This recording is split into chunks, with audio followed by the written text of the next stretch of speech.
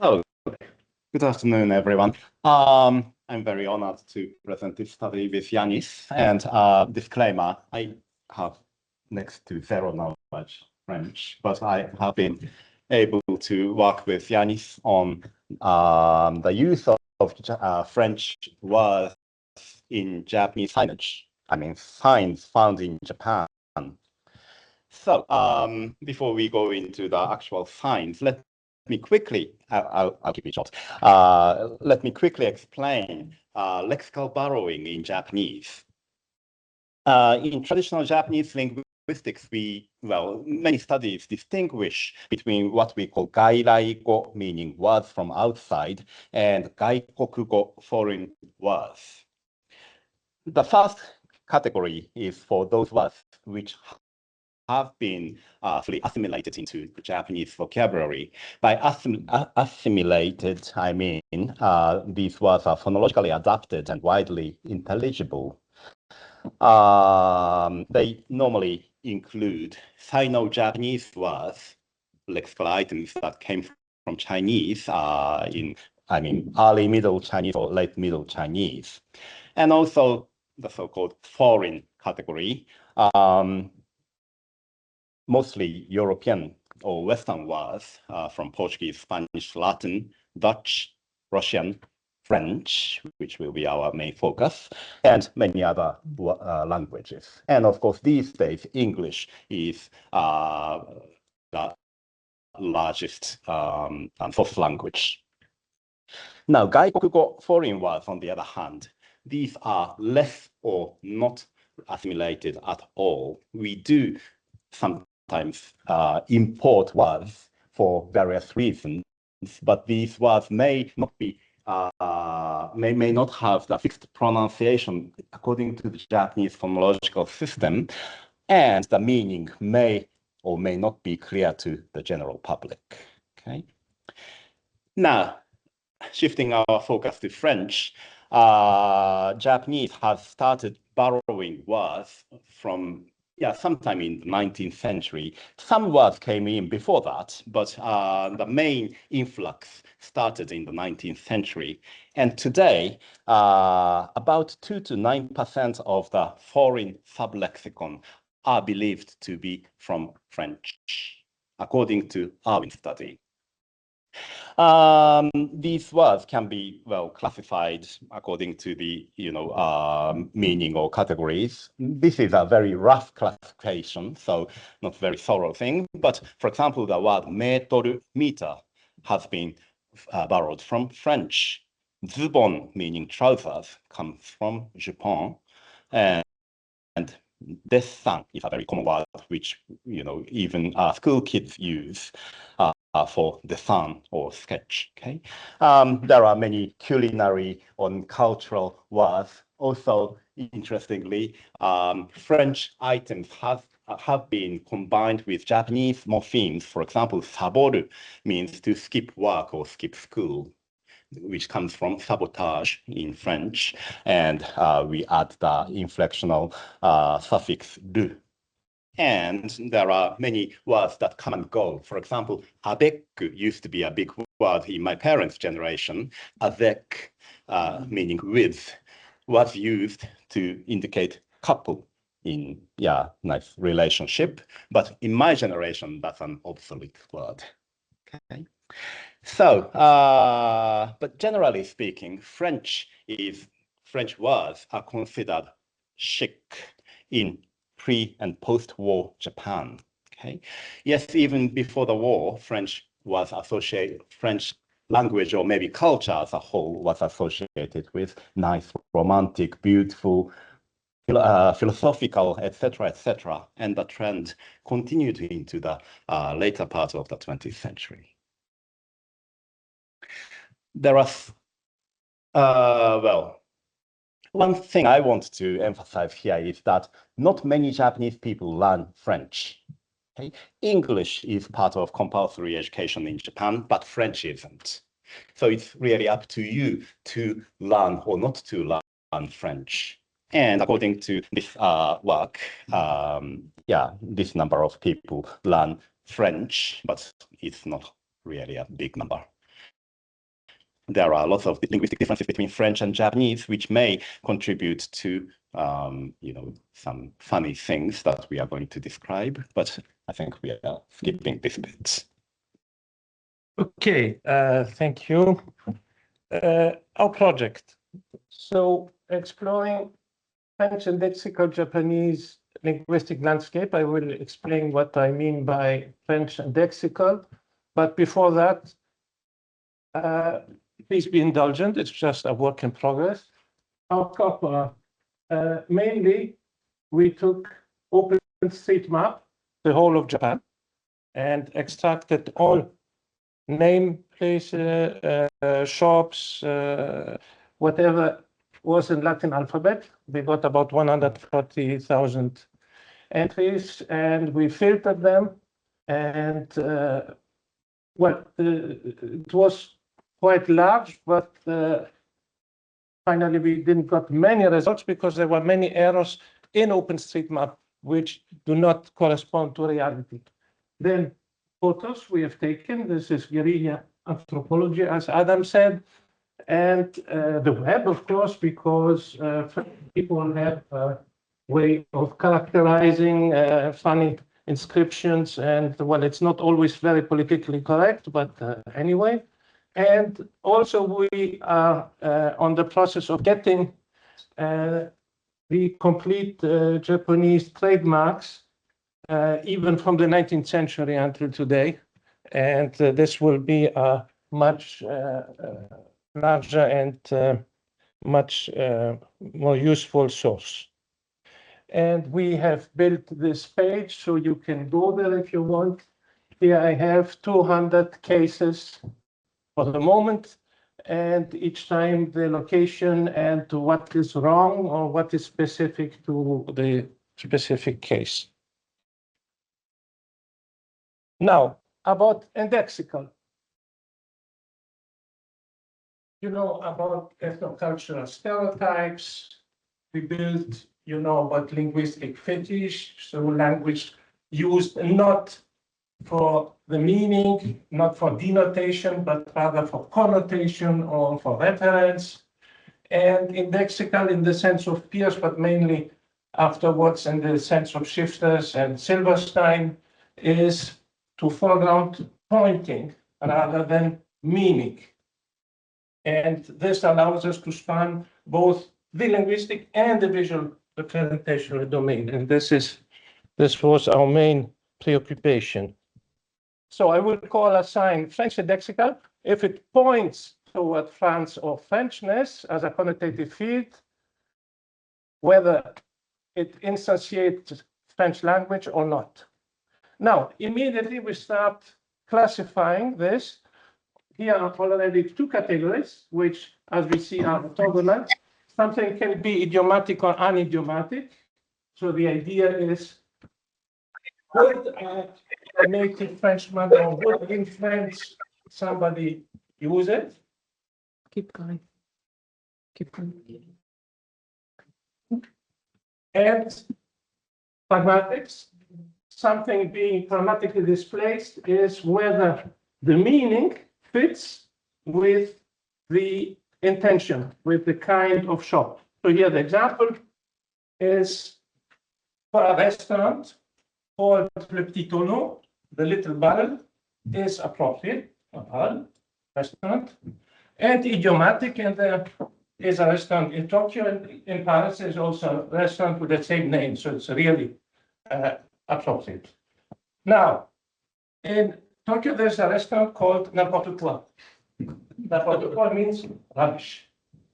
Okay, and this is pragmatically displaced, but it is idiomatic because it's a regular French expression. Now, a place for doing Pilates called La Pilate.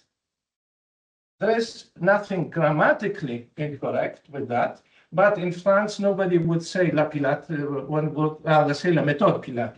So it's unidiomatic, but it's pragmatically appropriate since in that place they are doing the Pilate method.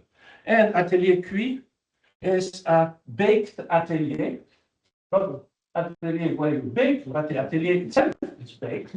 it's grammatically correct, but pragmatically displaced and absolutely unidiomatic. But you see that these two axes are orthogonal. So French indexicality will cover well-formed French with the examples I gave of categories, ill-formed French, a lot, pseudo-French, as we will see, and also iconic cues. Now, another category, which is not necessarily orthogonal with the others, but at least distinct, is register. So we have a register clash when the register of the words is unfit for public display for a shop of that kind. So jouir is a verb. When it's used intransitive, it means having an orgasm. Used transitively with a direct object, it's absolutely inoffensive. But like this, you won't expect to get that in a hair salon. Q in French is as. So Hotel de Q, an as hotel, is indeed a love hotel. So here you have no register clash. Beltooth, okay, again a register clash. And here this is an interesting case because it's a bar called Ivrogne. Ivrogne is a drunkard. So depending on the status of your bar, being drunken or not can be a quality or not. So this is our bar at the 4th floor. So it's not one, it's untypical for a bar. So I don't know whether there is a register clash or not. Then we have variation. So here the same brand with a grave accent, with an acute accent, with a different font. Here, same pastry, Bon Rivière. Well, okay, Bon Rivière is already incorrect, but we will see that later. But you see here acute accent, grave accent, same font, acute accent, grave accent, same font. These are products and these are signs. So you have this variation. And here is our literature. Linguistic landscapes, as you know. These are rather humoristic. There is some work on that in Japan right now in the Journal of Asian Linguistic Anthropology. And some of you may have read this in the book of Jan Bloemert. So here is a page of that book. And Bloemert says, I go into a big storehouse in Tokyo, and I see this, which means the butt of Nina. And he says they are selling chocolate, and well, this chocolate is quite expensive, etc. Well, that was in 2010. I spent years looking for that, and I never found it because, in fact, this is just a superposition of two different brands. There is one brand called Nina's. So even though it has an English genitive, it's a French brand. And there is another brand, a Japanese one called Derrière. Okay, and the fact of placing them in that order generated this misunderstanding. And this was cited dozens of times in literature as Nina's Derrière. Okay. Now, we have an approach which is a bit unorthodox in linguistic landscape. We look really at the language rather than the materiality. Not because it's not interesting, but this is our main focus in this case. So we take the different strata of linguistic investigation, and we try to cover graphotaxics, punctuation, accents, morphophonology, morphology, morphosyntax, syntax, semantics, pragmatics, and at the end we have also some creative solutions. So graphotaxics, for example, missing spaces, or missing in some place and not in another. So here you have a noun group Okay, so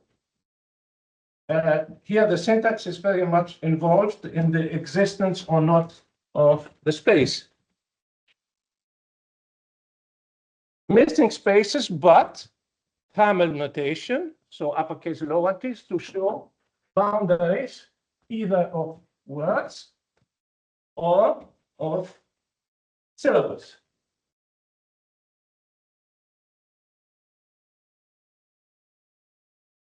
Sometimes letters appear or disappear. Lacer with 2S, croque monsieur 2O, Crêpe without the E, excellent without the T, which actually is the difference in pronunciation between English and French. It's not excellent, it's excellent.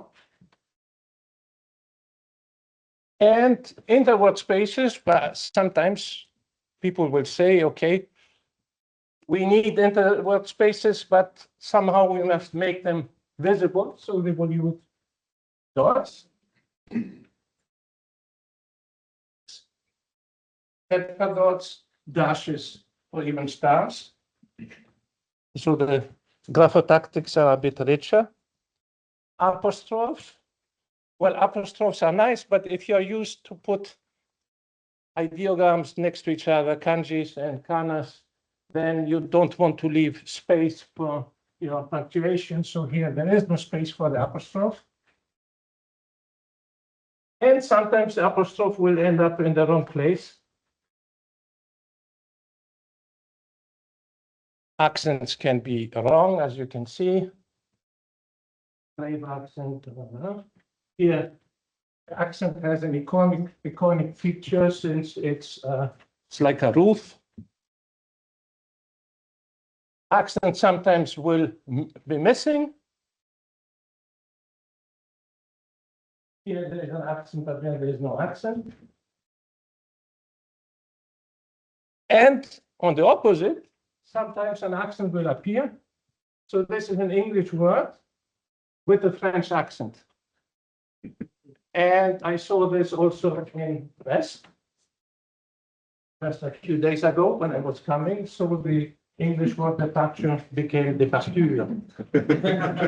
So it's not only in Japan, it's everywhere in the world, hyperforeignism towards French.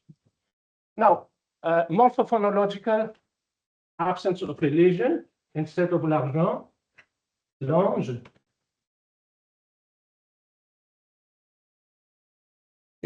We have a nice collection of portmanteaux. Sucre and crêpe, sucrèpe. Intérieur et sucre, sucre. Passion noire. Château and raisin becomes château. And fraise and rouge becomes rouge.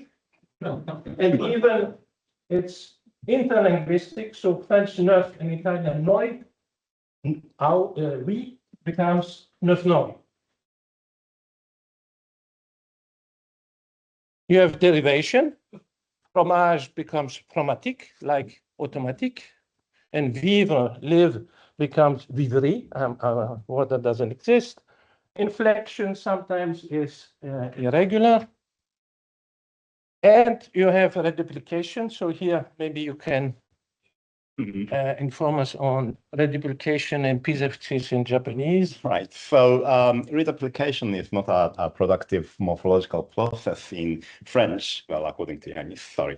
But it is very, very productive in Japanese. And we do use reduplication for many different functions, plurality, emphasis, sometimes to make things sound pretty, etc., etc.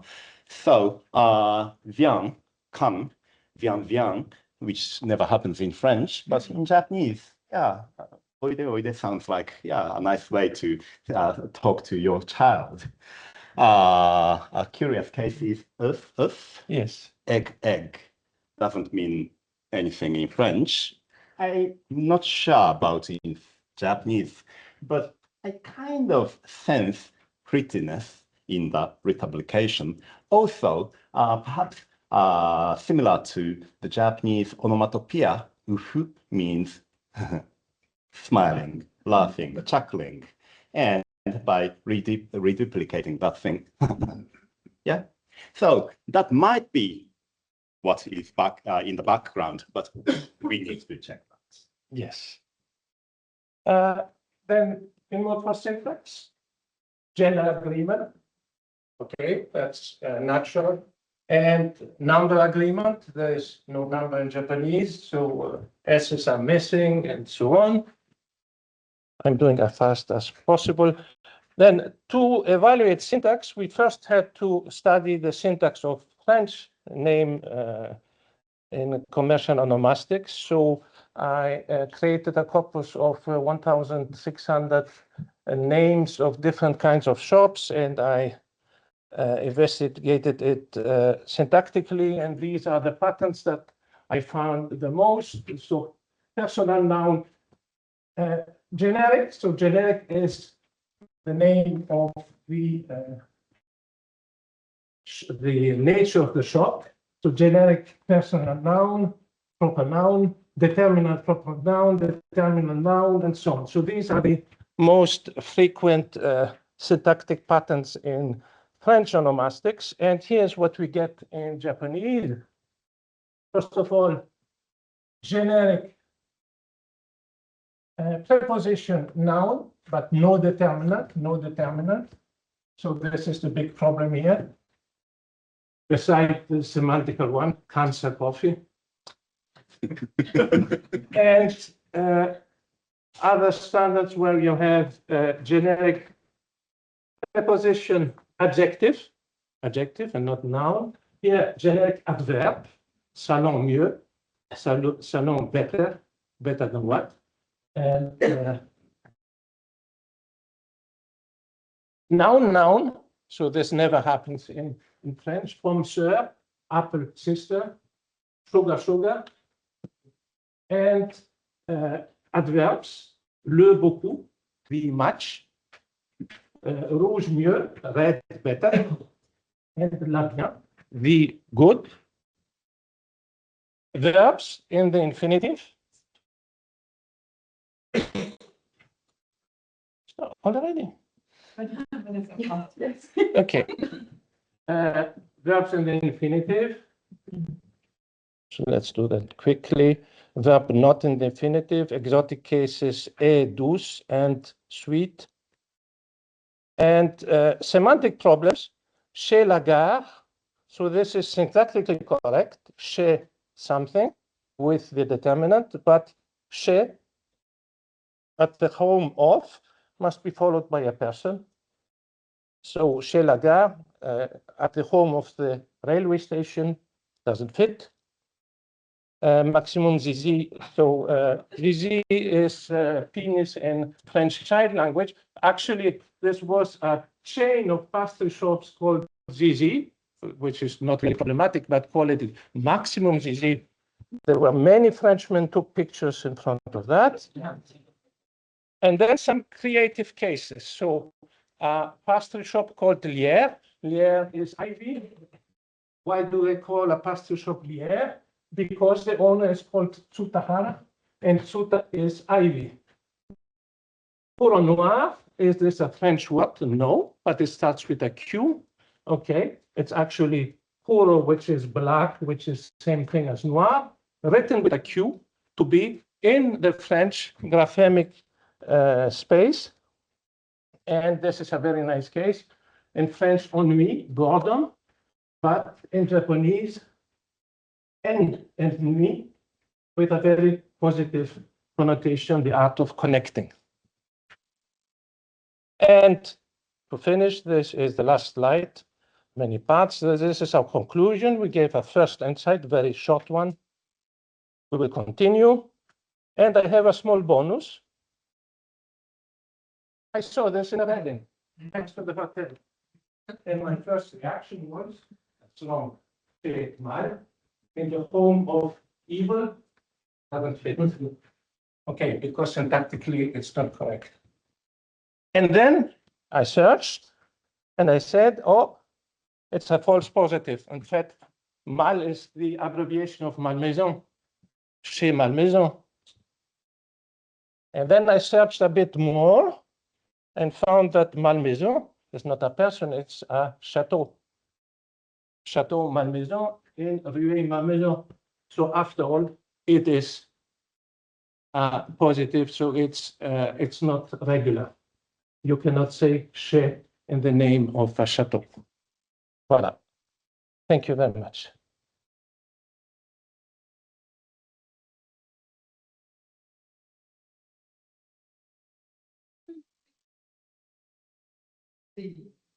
That's what everyone's going to have to do. Very quickly, I'm not sure what your overall aim is here, because I'm very limited in my own linguistic repertoire, but so I'm always very self-conscious about using examples or speaking, not with sort of record, well, in Polish or in English, even though my English is probably not sort of as fluent as I would have liked it to be. But, Philip Sargent from Open University in the UK wrote a book many years ago, The Idea of English in Japan. And it was not an inventory of mistakes in English in Japan. But of course, there are mistakes. In Hong Kong, there are mistaken Google-type translations of dishes in most restaurants. People try to use language symbolically, as you said at the beginning, without knowing it. So what's the point, really? Is it not slightly elitist to say, look, I know French better than people in Japan, and let's kind of make a list of the ignorance. Is it then not a more interesting question about French in Japan? Well, I will answer to.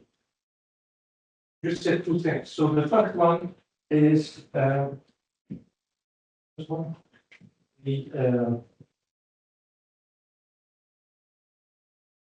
Purpose. About the aim of your... Yes. The first one was I discovered that researchers in linguistic landscape like Blumert simply said, this is not French, it's semiotic. Okay, so what I am saying is that's not true. There is a spectrum between the purely semiotic, which can be nonsense, the conscious French, and you see many examples, all these portmanteau words show knowledge of French, and there is the complete spectrum. So what we want to study is this spectrum, all of its different dimensions and possibilities. And the second one about the elitistic point of view, well, it would be elitistic if we were prescriptive, but we are descriptive. So we say that this is also French because there are millions of people who consider it as French. So we study this extended French with flexible rules, and it still deserves to be studied. Okay, I would have liked that to be maybe foregrounded at the beginning. Yeah, you're right. Thank you very much. That's all for you. I'm sorry. Thank you very much. About the Café de Cancer example, I thought maybe this was actually meant to be Café Concert, and so that the concert instead of cancer. And so that made me think that I would like to know, in your opinion, how many of those oddities are intentional, and how many of them would be the result of quid pro quos or misunderstandings? Okay. In the first place, the Japanese bit says specialist coffee shop. Okay, and at the bottom we have cancer written in katakana, and it doesn't sound like concert. So maybe a mix-up or something else. So what do you think? Well, I think we should go beyond the intentional, non-intentional. Okay, we have this spectrum. I think we have to define new dimensions into intentional and non-intentional. There may be many kinds of intention, counter intentions, and it goes far beyond this binary classification.